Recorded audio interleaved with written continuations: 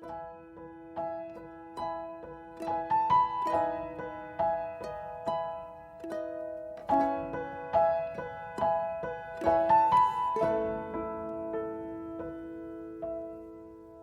to another episode of The Extraordinary Life with Jean Rule. I'm here with my good friend, Terri Reed. Terri, welcome to my podcast. I really appreciate you being here. It's great to be here. Thank you. Well, Terri, I appreciate you and Matt entrusting me early on in our move to Washington to sell your property that you owned in Monroe as you traveled up to the border of Canada. So thank you for doing that for me. I appreciate it. Well, I'm a New Yorker.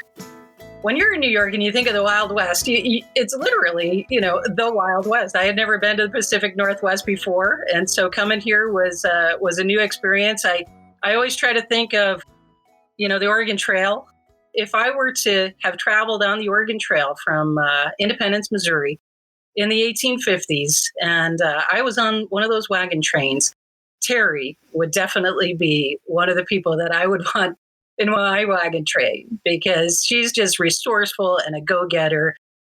She's not a complainer, takes the bull by the horns. And I think being here on my podcast, having to do with the topic of adoption, is right along those lines. I think that you and I have maintained a friendship for all these years because we're so alike. And, please tell us a little bit about your upbringing. Were you born in this area or? No, I'm one of those many California transplants, you could say. I grew up in a small farming and dairy community in Central California.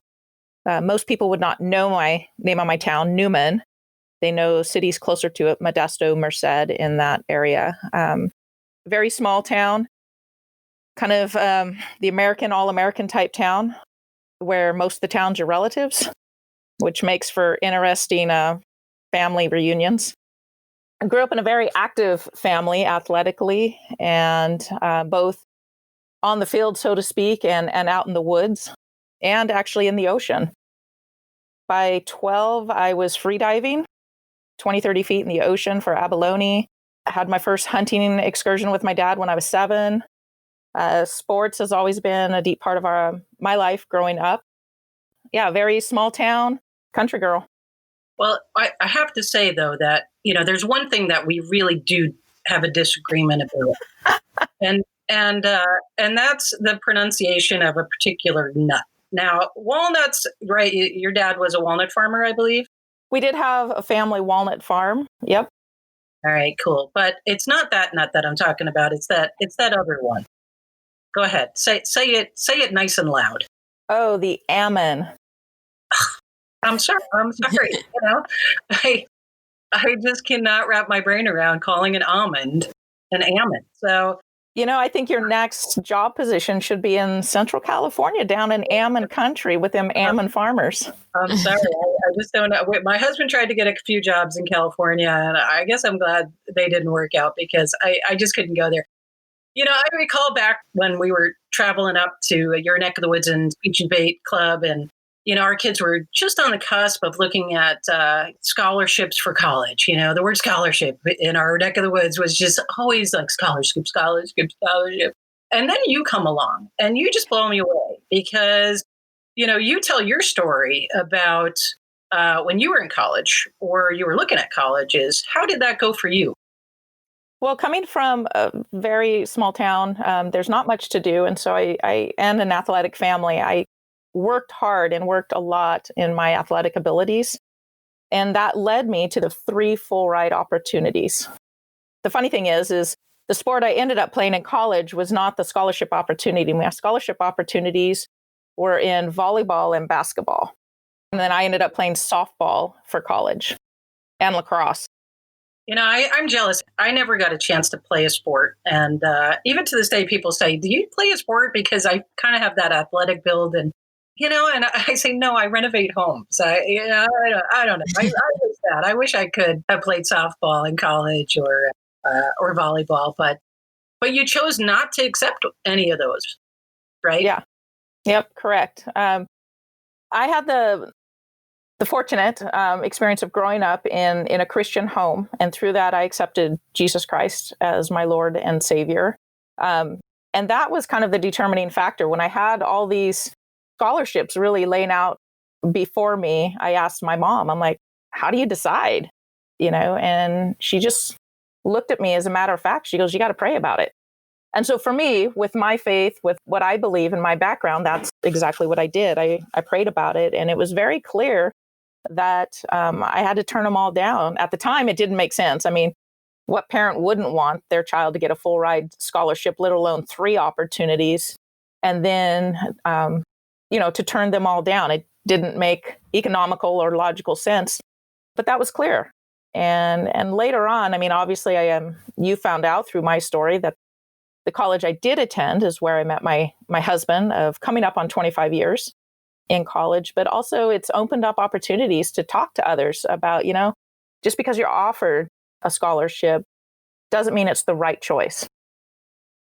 That's a great lesson. It's hard to swallow these days because colleges are just so dang expensive. But we appreciate you being a great example that you don't always have to pick that. And look, you married a hunk of a guy, Matt Reed. And so tell us a little bit about your life with Matt prior to, I mean, obviously you're on our show because you've adopted. And so we'll get to that in a minute. But you also have some bio kids. Can you tell us about, what life was like for you and Matt and tell us a little bit about your 4 bio kids?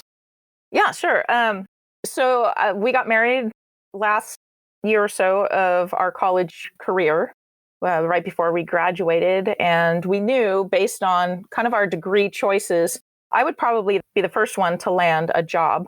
My degree is actually in environmental engineering. So I'm an engineer by degree. And then Matt was about to go into pre-vet. So his was more biology, zoology related. And it was actually a job up in Washington, Monroe area, that brought us up to the Pacific Northwest. We were, excited at the opportunity to move up here and begin a life. And then a few years after, 98. So graduated and started work in 1998. And 2000, we had our firstborn, our first of 4 biological children, Jesse. He's 19 now. And then about almost 2 years later, we had our second born, Levi. And at that point, I made the choice to go ahead and become a full-time mom at home. And so from that, we had following shortly thereafter, number 3 and number 4. So we actually had 4 children in just under 5 years. Where are they at today? Well, right now with COVID-19, they're all here in the home. So I currently have 7 teenagers in the home. So yeah. I believe Jesse's your oldest, right? And he is when he's not at home because of a global pandemic. He's your first to go off to college this year. Yeah. So he is actually, through our involvement with Civil Air Patrol, he discovered his love for flying, kind of taking it a little bit farther in flying than I did. So he's actually going to become a commercial pilot. So that's his goal. And next fall, hopefully, he will be going back and pursuing that. And you homeschooled them from the get-go? Yeah. The first public school involvement was actually when Jesse went to Running Start. Which is in the state of Washington. Students can take college level classes in their junior and senior year of high school and on the taxpayer's dime, which isn't too bad. Our kids did that for a little bit. So at some point you decide, hey, life is not crazy enough with just 4 bio kids that I homeschool. I think I'll throw my hat in the ring and adopt a few. So tell us how that came about, and maybe also talk about Matt's career, because that I think plays in a little bit. Okay. Yeah. So actually, Matt and I, very early on in our marriage, we knew that we had a heart for foster, adopt, and something like that. So we knew eventually at some point that could be an avenue that we would pursue. Rachel, our only daughter, surrounded by 3 boys, from the time she was 2, was praying for sisters. And they would often ask, are you going to adopt? Is now the right time? Can we, get more kids and stuff like that? So we said no at the beginning because it wasn't time during the was that 2008, the nice economic downfall that took a lot. We ended up being career change for my husband, which took us in the realm of the U.S. Border Patrol along the southern border and then returned up to the Pacific Northwest here on the northern border currently. He's a Border Patrol agent with a K-9 partner. Cool. So he's got to be busy right now, I bet. Yeah, things are a little different right now. I mean, the border crossing itself, not where he works, is pretty quiet. But, people unfortunately still try to cross the border illegally. So he's out there protecting the northern border. Well, when I think of Border Patrol agents, I don't know of any. I don't know any but you guys, I guess. But to think that you then decide, okay, we're going to adopt 3 kids from Africa. That's pretty unique. Can you tell us a little bit about your decision to adopt from that continent and how that came about? Yeah, we were actually open to any continent at the time. In fact, we had looked into what we thought was a sibling set of 2 or 3, ended up being a sibling set of 6. I think it was Somalia. But then that door clearly closed with all the political uprising and stuff like that. We had also looked at 2 twin girls who's lost their parents in the Somalia war. I think they were actually Yemen or something, but those doors just kept closing. And then oddly enough, at an NCFCA speech and debate tournament, I got to talking with a mutual friend of ours, and she was sharing with me about how they were starting this adoption process in the country of Sierra Leone on the continent of Africa. And the more that she shared, the more my heart was just like, I think this is it. This seems right.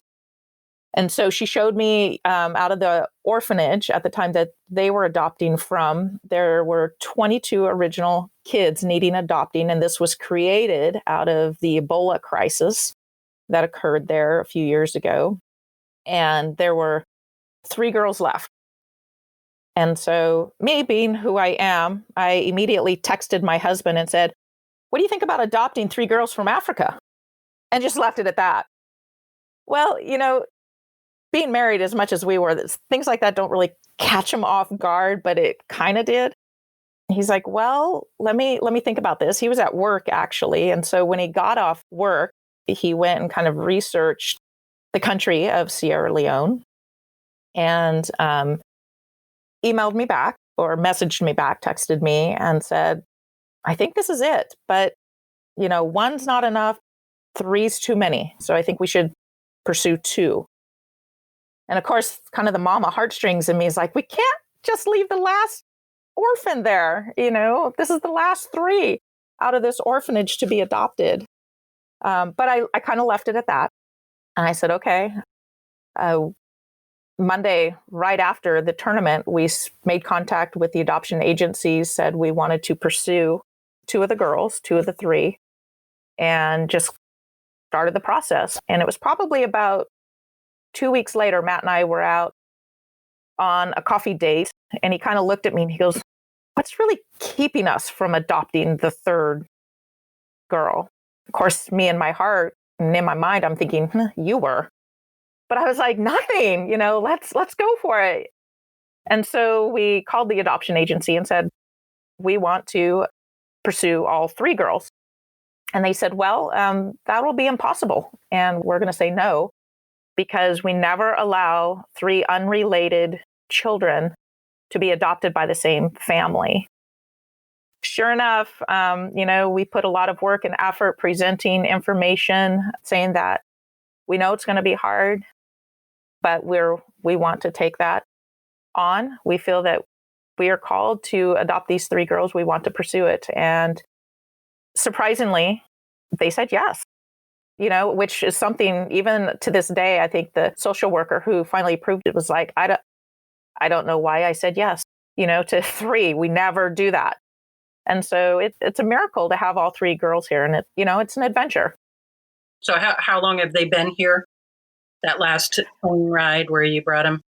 Yeah, so we arrived in America July 25th, Jesse's birthday. How's it going? Because they were what ages? When we arrived, 12, 14, 14. And their names? Do you mind sharing, or are they okay with that? Yeah, no, I'm fine. So they're African names, which have now become their middle names because they actually requested new names. I don't know if that's a cultural thing to signify a new start. But the oldest, I'll go oldest to youngest, Ruth Mariatu. So Mariatu was her African name. And then the second one is Joy Hannah, but they pronounce it a silent H, so Joyanna, as they would say it in Sierra Leone. And then the last one, Catherine Florence. Cool. And how are they doing? The transition. We as you know adopted my grandnephew. It's going on 2 years, and so I have a little bit of a firsthand knowledge of how hard that transition can be for anyone adopting, but let alone 3 from another continent. How is it going? It was a pretty rough start. Things are we're starting to find a new groove as a new family unit, combining 2 cultures. And so things are calming down, not that it's not without its struggles still. Every adoption story is different, but culture-wise, well, maybe not even that. Some cultures, and especially orphans, they survive by stealing, lying, and especially in African cultures, at least Sierra Leone, flogging was a big part of their life, discipline. If you break something, you were flogged. If you answered incorrectly in school, you were flogged, and so there was a lot of those fears that they came to America with, and some unrealistic expectations that they were told what to expect in America. And so a lot of that had to be worked out. Flogging, it would be like a whipping? Right. Yeah. So beating. Our adoption was unique in and of itself. There are 2 types of adoptions that I'm sure you're aware of internationally. There's Hague and non-Hague. Hague basically means that there's a setup of a system in place. You pretty much know from start to finish, it's going to be 8 months. You're going to go pick up your child, bring them back, and they're going to be automatically US citizens. Non-Hague is kind of like, well, kind of figuring it out. It can be different for every person. You adopt them there, plus you re-adopt them here. It required us to go 3 trips, which had its bonuses. Having 3 trips allowed us to slowly introduce ourselves to the girls, whereas some countries, you just fly over there first time, pick up the child and come home. So we were able to establish a little bit of a relationship on the 2 initial visits that we had to make, starting the paperwork in Africa and then going and adopting them in Africa, and then the final one to bring them home. So, yeah. It's my understanding that there were other children from the orphanage as well who got adopted in your neck of the woods, and that they're able to get together at times. Can you expound on that a little bit? Yeah, so it's a pretty exciting story. Out of the 22 original orphans that were sent to this home out of the Ebola crisis, the 2 older ones aged out but were adopted locally. And so out of the 20 adoptable kids, age-wise, 17 ended up in the state of Washington.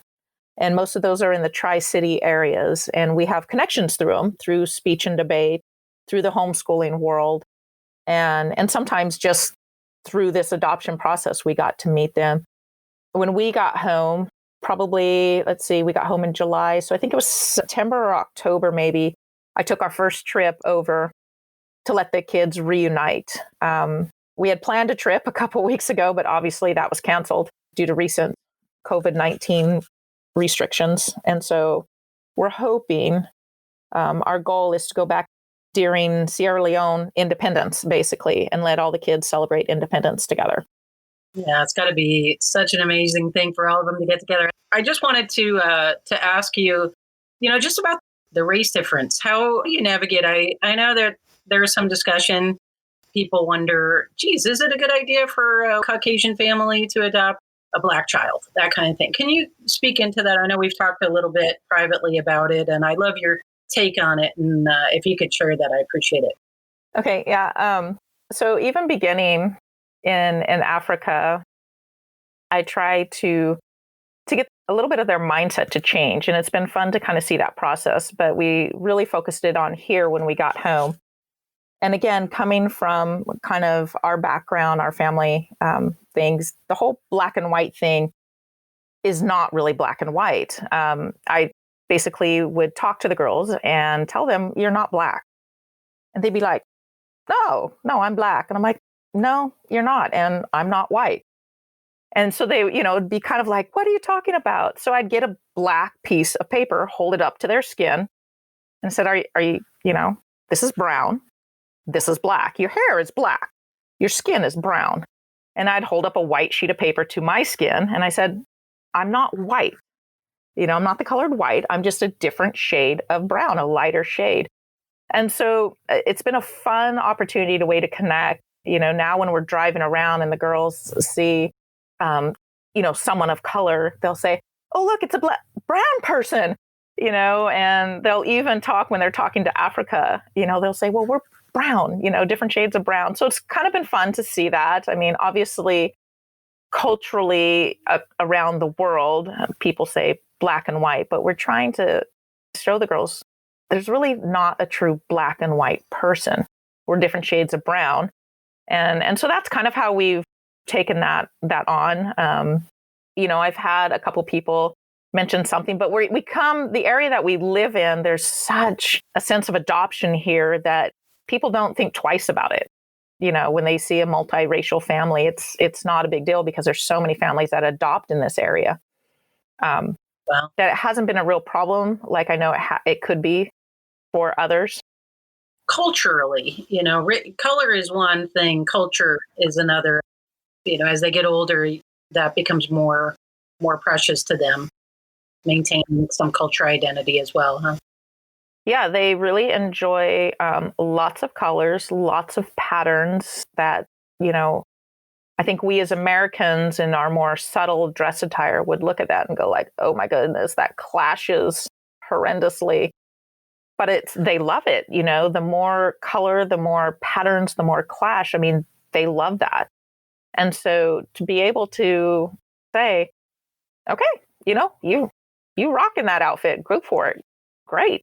We don't try to hinder who they are, who they are culturally, because they're in America now. You said, Terri, at one point that their expectations of what the U.S. was going to be like were such. How did reality measure up with their fantasy? Those couple months I was in Africa was a hard time in general for us as we learned to start to see who each other is, how we respond to situations. But a lot of their expectations, from American TV and especially a lot of those teen shows, everyone had a cell phone and they seemed to just always have it. And so one of their expectations is they were expected to have a cell phone with their own Facebook account the moment they hit American soil. So that was probably the biggest letdown. I would imagine there's a lot of American teens who are disappointed that they're not getting cell phones at that age. So it sounds like they're in good company. Well, Terri, you have 4 biological kids, teens. How was that transition?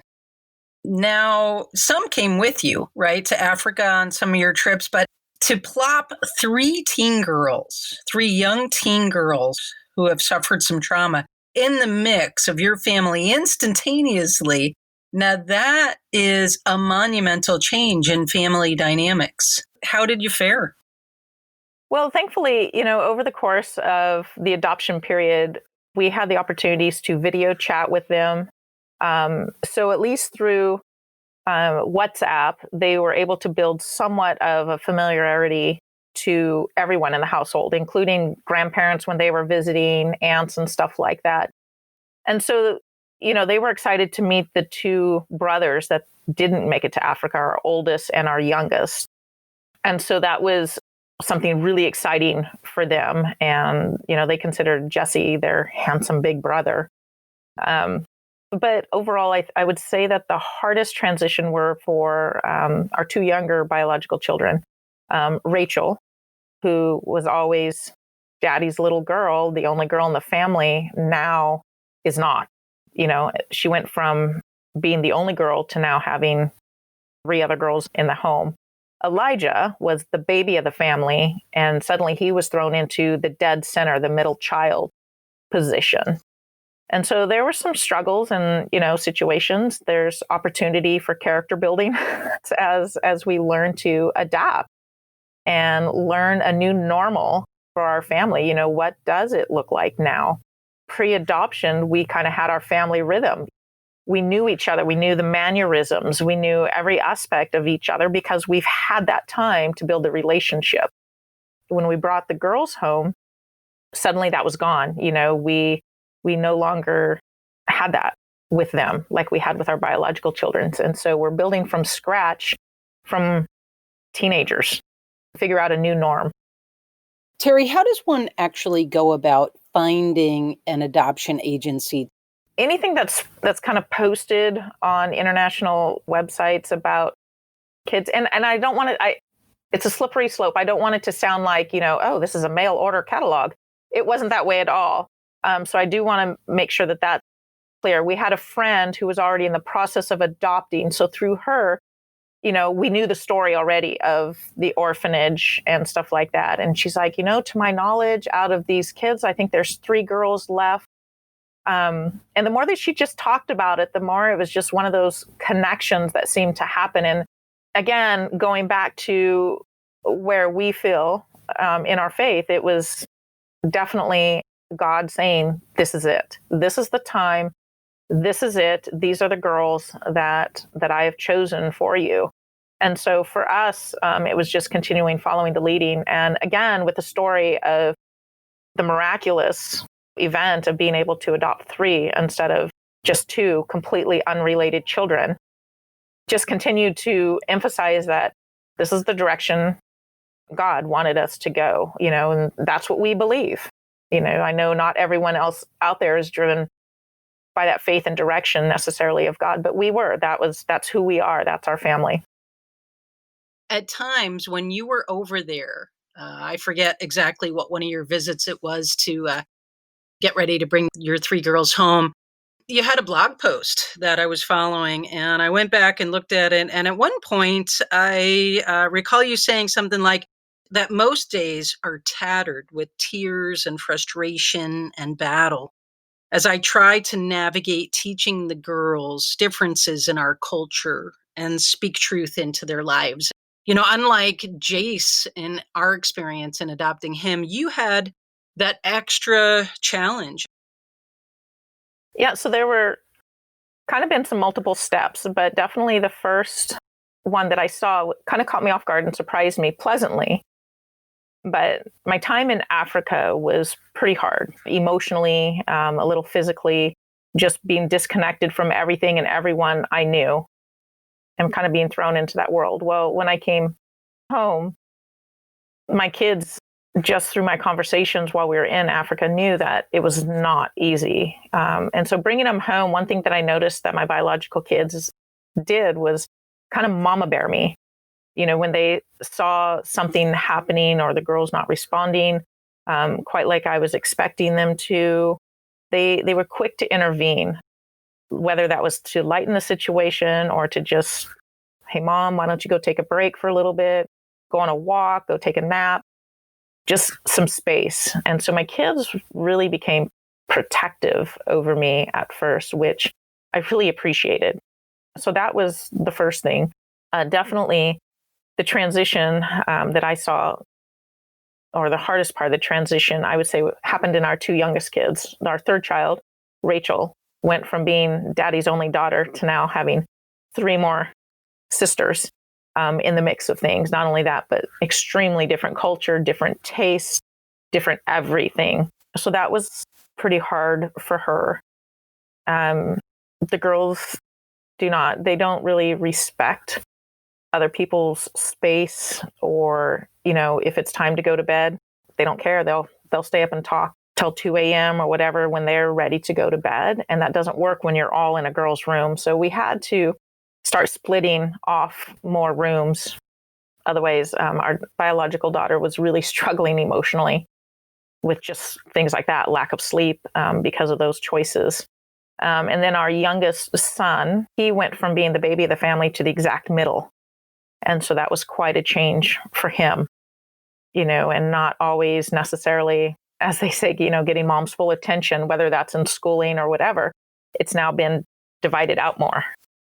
And so him learning to not feel neglected from it. But even before we brought the girls home, we told the kids, this is going to be a year of transition. We don't know what it's going to look like. There's going to be times when all our focus is on them to help them understand our culture, adapt to our culture. You're going to have the freedom to come to us and say, Mom, I need your attention, because we may inadvertently, ignore something of our biologicals, not meaning to, but trying to help the adopted girls assimilate better.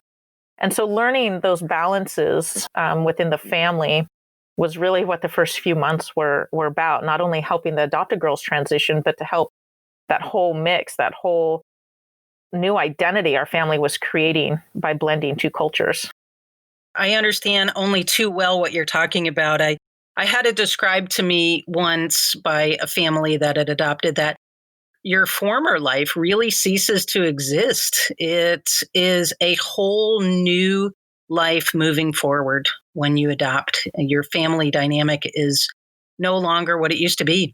And then in our case, having Jace come and live with us, it was just shy of his 4th birthday.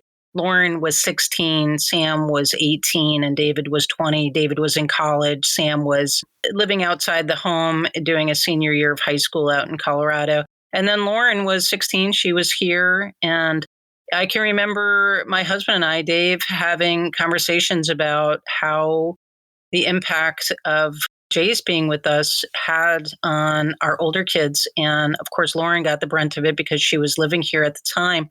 Kind of tried to shelter her a little bit from the ensuing trauma, lots of meltdowns, lots of what we called red zone days.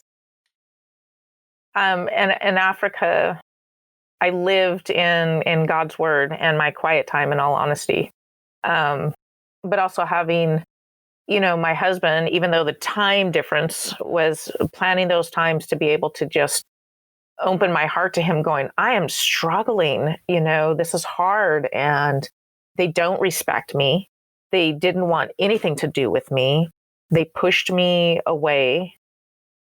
I think I had these expectations when I was leaving here to go over there for that 3rd trip, that it was going to be this amazing time of building bonds and having fun, going on some adventures, and just really trying to work on, establishing those connections. And it was the exact opposite, which was hard. There was no respect. They didn't want to listen to me. It was rough. They didn't want to be associated with me. There were so many aspects that were just crazy over there that I couldn't wait to get home. And, I was hoping to be home maybe over there a month or something. But when it started to drag on to 2 months, and then when we finally got our embassy date, I had to leave and cry, because it was just like, it's so far out. How am I going to do this? But his grace is sufficient, and he carried me through. He developed and worked on my character based on what I believe. It was an opportunity to grow. And I think in a way to prepare me for what was to come when we got back to the States. It was rough and it was hard. And I would say that it's something that we're still trying to work on, even after a few months. But, the small taste that I got when I went to Africa, being taken away from what was familiar to me, the foods, the smell, the people, all that aspect. I understand on a very small scale what those girls felt like when I uprooted them from everything that they knew and dropped them into our world, the American culture. So I understand that, because all you want, you almost have this resentment. All you want is something that's familiar to you, whether that's sound, whether that's the taste of food, a smell, something like that. But none of that's here. You don't have that trash, heat, dust smell that you get when you walk the streets of Africa, or the sounds. The sounds in Africa are constant, at least in, Sierra Leone and Freetown area. Honking horns. I mean, the whole country that has at least Freetown area, it's like New York City. I mean, everyone's honking horns, honking horns, honking horns. That's how they communicate when they drive. And it's this chaotic dance. Well, here, there's not that. Everything's organized, systematic. We have laws on the roads. We're spaced apart. And so all these changes, I mean, I guess it was our first trip over there. We had the girls come to our apartment. I had to show them how to use the restroom. They had never used a toilet before. They took a shower after we went swimming, which they'd never been in a swimming pool before, but they never had hot water. And so all these things I had to teach them, almost like you wouldn't think twice about, but we had to make sure that they understood the water can get hot enough to scald you. So this is how you determine it first before you get into the bath or shower. So all these things that we take for granted because we teach our kids from a very young age, this was all new to them in America. Using toilet paper was new to them. That reminds me, when Jace first came to be with us, he had real trauma issues around water and getting water in his face in the bathtub and such. And he had gone swimming. We had taken him swimming once and he really enjoyed it. So I'm like, I'm just going to sign him up for a swim class. And wow, was that a mistake? I got in the water with him as a 4-year-old with all these mommies and me 2-year-olds. And he just screamed and screamed and screamed. And so, some of these things you just can't predict and prepare yourself for. You just have to face them and deal with them head on. Yeah, and it's interesting because when you go through the adoption training, and Jean, you could relate to this through your process, as young as your little guy is, they often will resort back to the age that the trauma happened and have to work through those ages that they, in a sense, missed. And so it was, interesting to see my biological daughter, Rachel. She, as soon as the girls gave her 18-inch dolls and clothes and, some of those Barbie horses and things like that. And the girls just, they kept with them always and coddled with them and dressed them and, all these things that they missed out on as little girls. They went back through. Levi, my number 2 son, he sometimes put it so eloquently. He goes, Mom, you just got to treat them like toddlers at times. In reality, that is, as a mom, when you're going through it, it's exhausting, and you get tired and you get to the point of frustration. And then you have one of your kids just put things back in perspective for you. It's like, you just got to think of them as toddlers, Mom. I kind of describe it as the spinning plates, because their default emotion, at least in our case, is anger or, it's a negative emotion. And so to be able to keep our little guy Jace happy early on, it's almost like an artificial, I had to be helping him kind of elevate his emotion from way down here to somewhere where you could be happy for him that he's finding joy in all of these stable settings and stable experiences. And it's exhausting though to be able to do that. But then time goes on, I'm a little bit ahead of you. As time goes on, you begin to see glimpses of longer stretches of periods where that's something he can do on his own, where it's not quite a constant thing where I need to artificially inflate his emotional love tank. And I'm sure with 3, with such deep-seated, deep-rooted trauma, it's even more challenging for you and Matt. Yeah, there's really no, I don't know the best way to say it, but no room for impact in our lives. I mean, they've usually by your teenage years, you're pretty well set in who you are as, your identity. Yes, there's identity issues in your teenage years, but you've had that lifetime to build up in a familiar culture, familiar people, familiar smells. And then to have that uprooted is a traumatic response in itself. And you add on to the fact, these girls really, we didn't find some of this out till afterwards, but some of the matrons at the orphanage, one in particular, who was very unkind to, especially one of our girls, put curses on them, so they would come over. So they were scared to even get on the plane because they were told that the plane was going to crash. They were never going to make it to America. Snakes would drop out of the plane onto their lap. So you have all this cultural nuances that are deep in the African culture that you're having to deal with on even just trying to get them on the plane and get to America.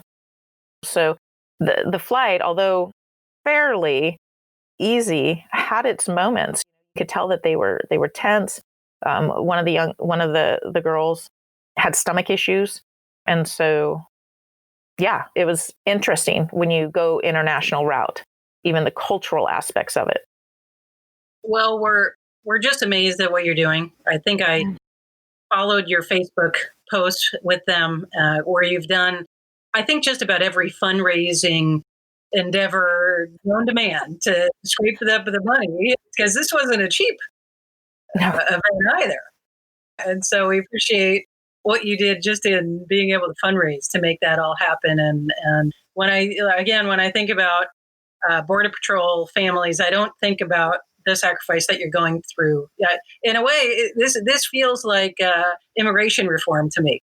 This feels like we're taking things into our own hands. Forget about that. What the government could do, we'll just do it ourselves, and we'll absorb that trauma. Oftentimes, a lot of times we look to externals and we say, well, they need to fix that problem. Here's an example where you're absorbing some of the trauma that they're experiencing so that they can heal and hopefully, have some decent experiences throughout the rest of their life. Or, years from now, if you could picture this as a time capsule that we're digging a hole in the ground and we're putting this podcast in there, and 5, 10, 15, 20, 30 years, they dig it up. And they're like, what did Mom do with Mrs. Rule way back then? Let's listen in and see what she had to say that very first year we were with her. And you had an opportunity to speak to them all those years later. What would you say? What would you hope that they would come away with all these many years later? Well, I think the biggest thing that even now that we try to instill in them, and hopefully by then they see this and understand this completely, is, again, the transition was not easy, to the point that, we had to really work with some heart issues with them wanting to even be part of our family, potentially even becoming American citizens and stuff like that. Some of that was, I think, just a little bit immaturity based on their level of culture and stuff like that. But what I really hope that they come away with is, looking back on this time, as hard as it has been, that we've all grown from it. And not only that, instead of growing apart, that through this, we've actually united as a family unit, and that we can look back on this and say, yeah, there were some ugly moments, but man, I love to be able to say, these are my daughters that been so blessed by. Matt and I have been blessed with 7 kids in our quiver now, not just 4. And so I hope in the future that they could look back and say, as rough as the start as it was, we endured as a family. We grew as a family, not perfectly, but we grew. We came together and we showed the world that all life matters. It doesn't matter if it's just Black lives matter or just white lives, but all life matters. All life is precious and everyone deserves a chance. And hopefully the ultimate goal is, wouldn't it be awesome if everyone could have a forever family to experience that love and that adoption that God so gives us? Our worldly adoption is such the perfect picture of what God is to us, being able to adopt us as we are, bruised and messed up and stuff. And he loves us through that. And so those are lessons that I hope that we all come away with as a family these next few years. And at the end of it, be able to sit around the fire and bring up Miss Rule's podcast and chuckle over it, and say, yeah, that was kind of a hard time, but boy, what has happened since? to find that love and joy out of the turmoil. I appreciate your positive attitude, Terri, because sometimes fear can be a really big roadblock as to why people don't adopt. They think, oh no, what if we get someone who causes all kinds of, upheaval in our lives? And yet your attitude is that, yeah, it does start that way, but it doesn't have to end that way. And so I appreciate you sharing that with our listeners and with me personally, because that is something that I hope for Jace. So thank you for that. Well, my last question to you has to do with other families. If they're listening in and they're thinking, adoption, that sounds kind of scary, but look at Terri and Matt, they did it. What advice would you give to them? Yeah, it is scary. Adoption is again, like I said, it's an amazing opportunity to welcome in a sense, complete strangers into your life and to help transform their life into something better. Is it easy? No. Is it messy? Often. But are you changed by it? Definitely. And for us, like I said, it's not easy, but we are growing.